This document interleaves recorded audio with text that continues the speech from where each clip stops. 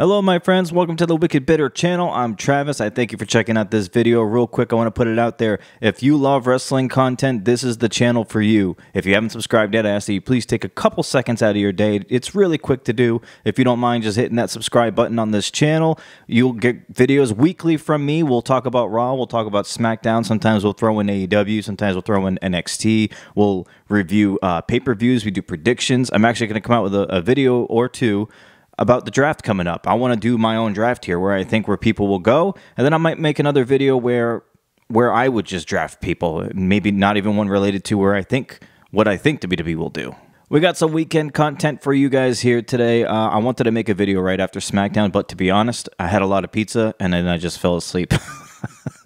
Let's get into some of the things that happened. AJ Styles beat LA Knight. Of course, us here on this channel, we all talked about this. I kind of feel like we had a feeling that was going to happen. It kind of just made the most sense.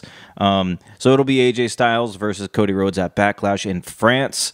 And yeah, and it's only in a couple of weeks, maybe a week away now. Maybe it's still 2 weeks. So WWE has limited time here to promote a Cody and AJ type of feud. Because it is such a short amount of time, only a week or two away, I feel like we'll get a couple of promos like we've already seen, you know, Cody with a promo. He's over there in I think he's in London at the time of this recording. He was recording, he was doing a show in London, and he cut a promo after the match. So, yeah, they have a little bit of time here, not a lot, they don't really have much time to develop a story or a feud, so I think it's a little bit of bad timing because of the way people are already all over Cody Rhodes. Like, nobody has any patience for anything. Like, just give it some time, please. Like give it time. Let Cody have his shine. He's got a lot of duties to do. It's been a whirlwind. He just completed a lifelong dream he's had since he was a kid. Like, just relax a little bit here. Just put the brakes on this a little bit, okay? He's going to have a short amount of time to build up this feud with AJ, and then there's going to be people coming out here saying, oh, look, his title reign is already useless. You know, this feud is nothing. Give it time. I'm sure they're going to have the match, but it's not going to be just ending there. I'm sure they might stretch it for another month or two or whatever they decide to do here. AJ Styles versus Cody Rhodes will slap. I know it will. So, but it has to have proper build, and I don't think their match at Backlash is all we're going to see out of the two. Let's talk about our boy Solo Sikoa showing up in a suit here, huh? Suit looked a little big for him, I'm not going to lie, but it still looked fine. Solo came out, well, he showed up to the arena with Paul, waiting for him, Paul Heyman, and yeah, I mean, he introduces Tama Tonga as his new MFT. I don't know what that is. I was trying to figure out, in my head, I was trying to, like, figure out what each letter stands for. I got nothing right now. All I can think is my fucking... and I don't know what. So, my fucking Tonga? I don't know. Something like that, maybe. If you guys have any inclination or any idea or any suggestion or thoughts of what MFT means, then I'm all ears. I would love to hear what you think it means. Solo Sikoa is looking for Kevin Owens, so apparently this is the feud we're going to go with first. We're going to get Solo versus Kevin Owens. Very interested in this. I want to see where this goes. Unfortunately, I feel like Kevin Owens is going to take an L during this feud. We got to build Solo, right? We got to build the new bloodline.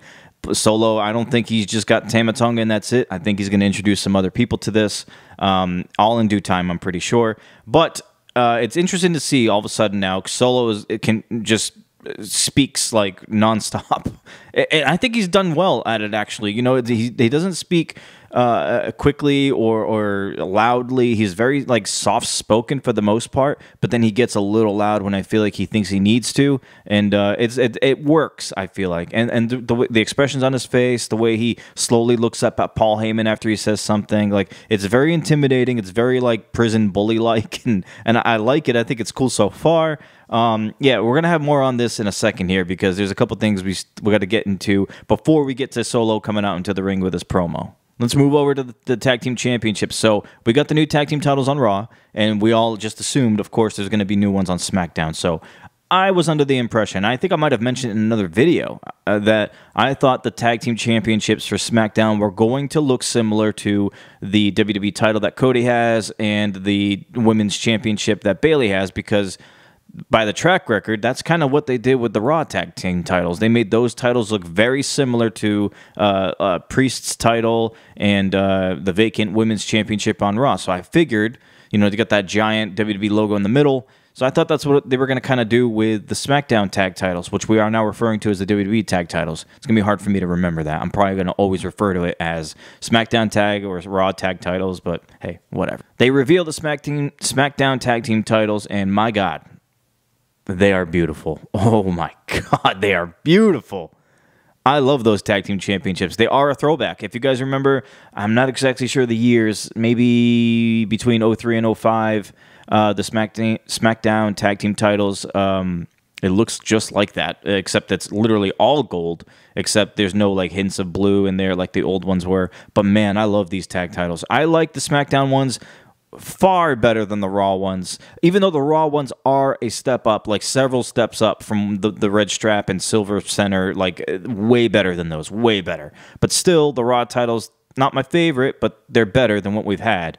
But yeah, those I keep saying SmackTeam.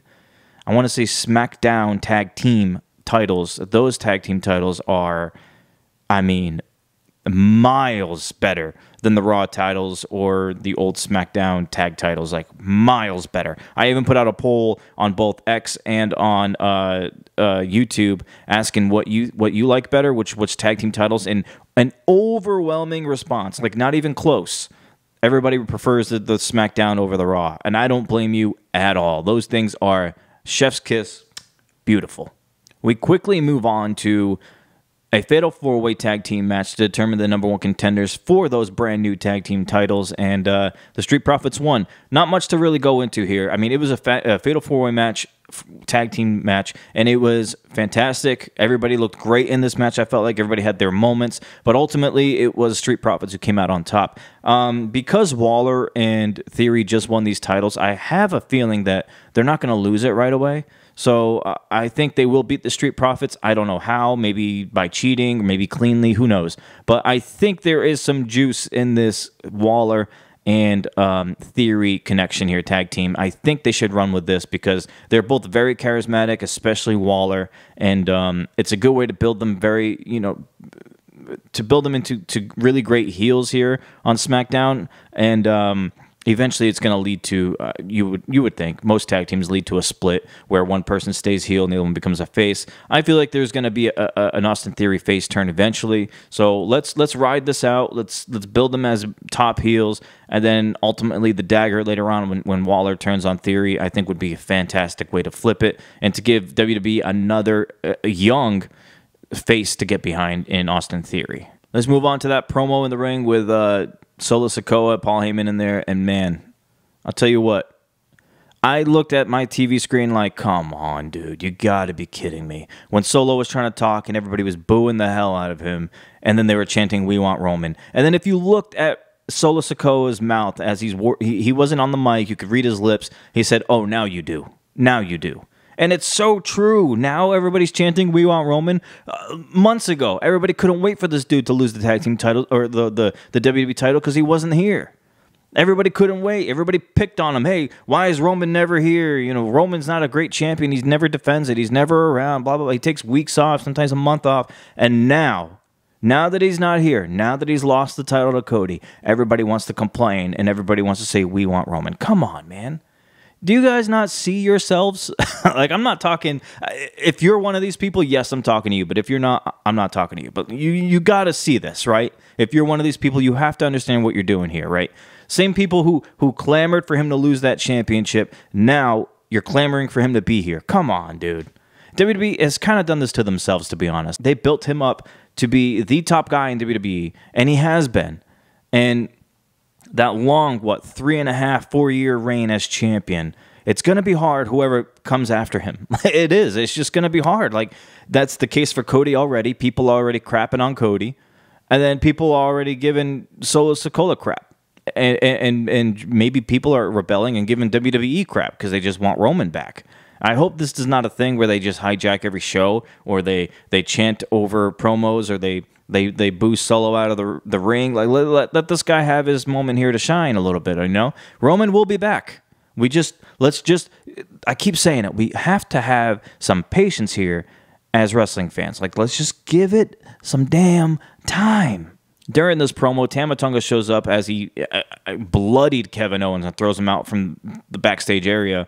And it's kind of cool to see Owens, like, it wasn't just a little blood. He's got a lot all over his face. His crimson mask, Kevin Owens here. It's cool to see WWE kind of taking steps in different directions here post-WrestleMania. Because, you know, sometimes they'll do these things on the build to WrestleMania because it's their biggest show of the year, and they want to get everybody most invested. That's usually the time of year where more cuss words are on TV, and like we saw with The Rock and Cody even in his promos, and we see blood. It's like, all right, well, I get it because we're going to WrestleMania. But now we're after WrestleMania, and these things are happening. We're seeing some cussing. We're seeing some blood.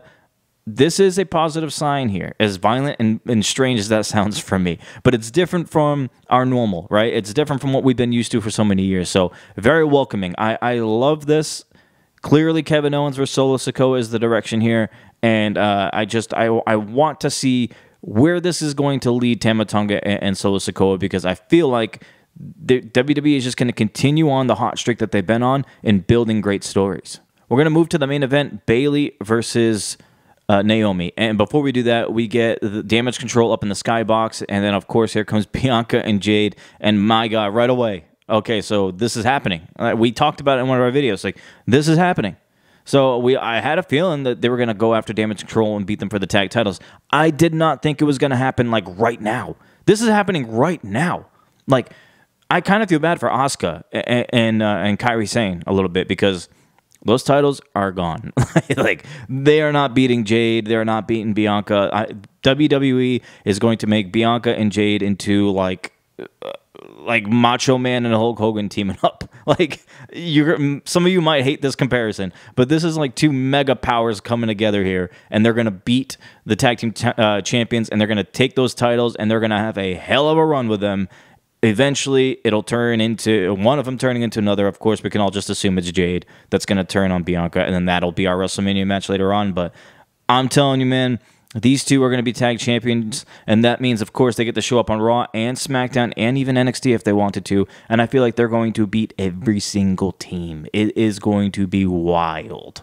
Naomi and Bayley are having a great women's championship match, and then out of nowhere, Tiffany Stratton causes the DQ. So no titles change hands. Naomi doesn't technically lose. Bayley doesn't lose. And then Stratton looks like a star at the end here. I love the way they did this. Tiffany Stratton is going to be one of their future faces going forward. Like, she's going to be amazing. She's already over with people, and I love that, because she hasn't been up for too long, and people already love her. So, and she's great in the ring. So, yeah, I love this. I think Tiffany came out looking like an absolute star, putting down the women's champion and the number one contender. And I wouldn't be surprised if this leads to maybe a triple threat at Backlash here between Naomi, Bayley, and Stratton. I think that's what we can maybe get there. I think that'd be a great triple threat match. And as far as who wins, I think Bayley retains, but I think Bayley pins. I mean, I don't want to say it, but I think she pins Naomi. I don't think they want to have Stratton get pinned here, and if Stratton does win, I think it's Stratton pinning Naomi. I just can't see Bayley having such a short title reign, but I wouldn't. I could, maybe it happens. WWE wants to shock people, right? I don't think we're going to get a bunch of long title reigns like we just had before Mania with Gunther and Ripley and Cody as long, or as Roman as long champions, long reigning champions. I don't think they're going to do that all the time when someone wins a title. So maybe they go the other direction and have somebody lose it quickly. And maybe it's Bayley. Maybe Bayley loses that title quickly. Maybe Stratton pins Naomi. That way Bayley doesn't have to get pinned. And then we can have a Bayley versus Stratton feud. Either way, I'm game for either one of those. But I think those are the two scenarios we get. I appreciate you checking out this video. I'm hoping you having a great weekend here. I got some stuff I need to do. I just signed up for a new course that I'm going to be taking. I know it's kind of a personal thing. It's not WWE related. But I'm going to be doing some like coding stuff. I got some like pre-course things I got to do. Like, it's going to take me all weekend, so I wanted to get this video out here to you guys, and I'm sorry I couldn't get it sooner. But yeah, me doing this course is not going to stop me from making videos. I'm going to find a way to put more videos out like I have been, if not more, hopefully. And yeah, it's a new venture for me. So I thank you guys for all supporting the channel. If you haven't subscribed yet, I ask that you please consider subscribing to this channel. It's a great community of people we have here. We get a lot of comments on videos of regular familiar faces. People, we got regulars.